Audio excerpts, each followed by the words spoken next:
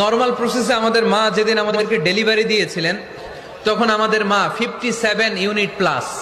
সুস্থ মানুষ ব্যথা সহ্য করতে পারে 45 ইউনিট। কত ইউনিট?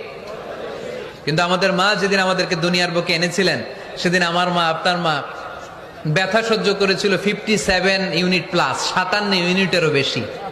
এই ব্যথাটা সাধারণ কোনো ব্যথা নয়।